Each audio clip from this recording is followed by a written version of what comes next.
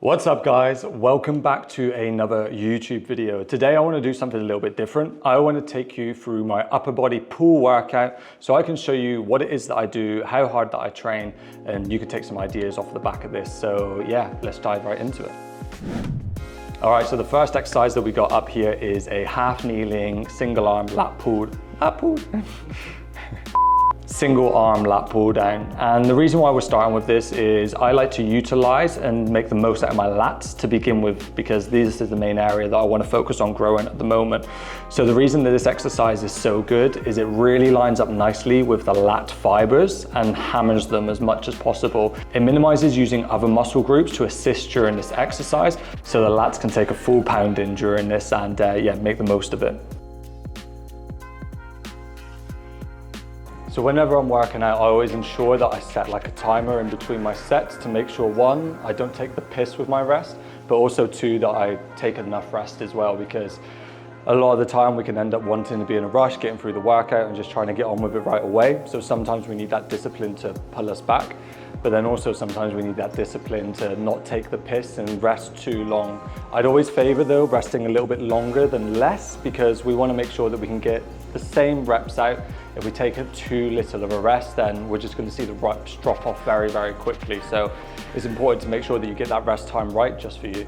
Okay, so the next exercise that we got up is going into a lat pull down. Now, although this is called a lat pull down, it does use your lats, but doing it in this way with that overhand grip is going to bypass some of the lats and use a little bit more of your upper back. So it's going to be targeting muscles like your rhomboids, your teres major. It's going to be getting some rear delts in it as well. So it's not just using your lats, and therefore that's why I'm putting this exercise second, because like I said, I'm mainly trying to grow my lats at the moment, and then I'm programming in the upper back exercises after this.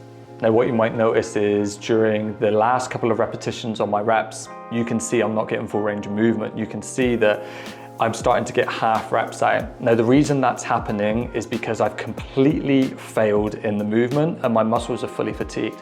However, whenever you're doing an exercise, just because you fail at one part of the movement doesn't mean that the entire movement's failed. Like you just saw on this lat pull down, I couldn't get any lower during the exercise anymore, but as you can see, I could still train from this range to this range, so I'm still working my back muscles and go into complete failure so I can get the most out of my muscles. Next up, possibly one of my most favorite exercises is we got some T-bar rows. Now I love how this feels and it annihilates my entire back.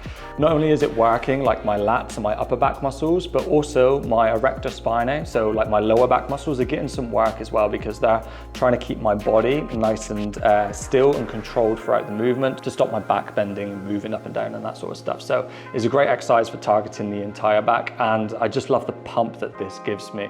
I feel strong in the movement, it feels great on the muscles, so yeah, I really enjoyed doing this exercise. So right now I'm in a bit of a gaining phase at the moment, so trying to increase my weight, trying to increase my muscle mass.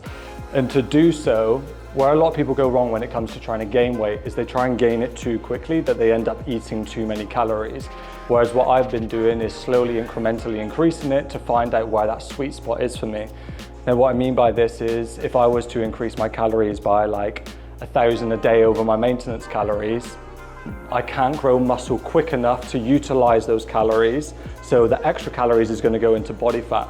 Whereas if I was to increase it by, let's say, 200 calories per day, there's more chance of that being able to go towards muscle tissue, because it's not an over volume of food, and it minimizes fat gain. Fat gain is going to be part of gaining size, like it just has to happen that way.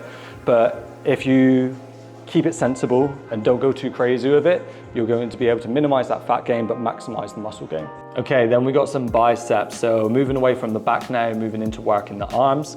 Biceps are probably one of the muscles I find hardest to grow. To be fair, my arms are probably one of the hardest muscles I find to grow, whereas my back, I find it quite easy. It seems to respond really well. So I always try and put a little bit more volume and more sets towards my biceps, and I train them multiple times per week just to try and increase that volume.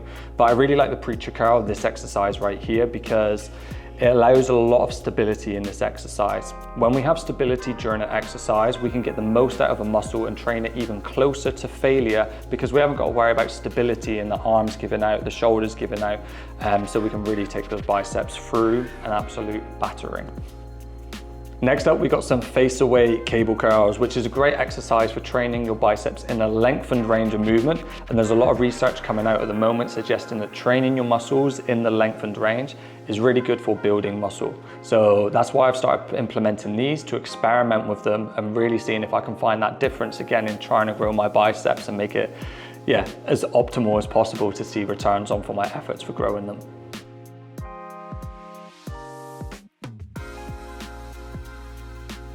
And then finally, we got some rear delt flies. And this is a really good exercise for building the back of your shoulders up, which tend to get neglected in a lot of exercises. And you often see people with kind of like these unfull shoulders, if you know what I mean, where the front looks good, the side looks good, but the back just looks completely flat.